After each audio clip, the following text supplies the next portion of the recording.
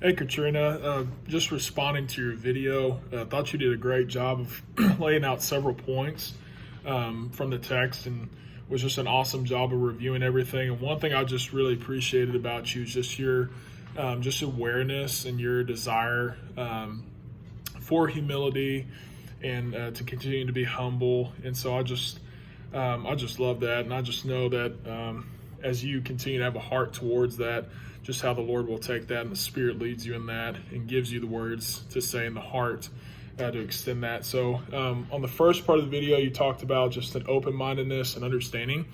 I agree with that. I think that's so key, just to, like when we cling on to things that we think that are true, it really just comes down to perspective. Two people can be really, really right in their understanding of things, but it's really just based on their perspective on how they've grown up. So I totally agree. I think like hearing people out, asking questions, trying to see it the way that they're viewing it, that's one of the hardest things, but also like a mark of a mature Christian as well too. So definitely agree with that. On the awareness of cultural differences, you kind of reminded me of an awesome Christian missionary named James Hudson Taylor. And so I don't know if you're aware of his story, but he was a British Protestant Christian missionary. And so back in the early 19th century, he went over to China to go be a missionary, and he was a stud.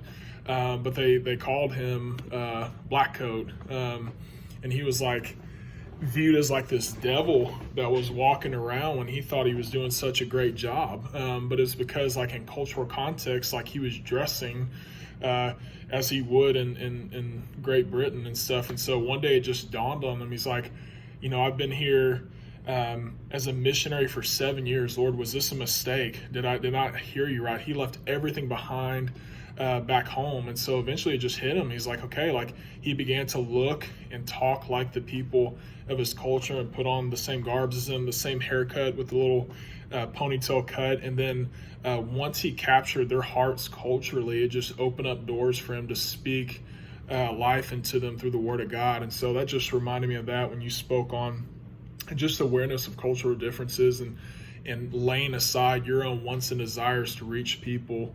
I thought that was really cool. And then finally, Micah 6:8 actually posted in my office at work.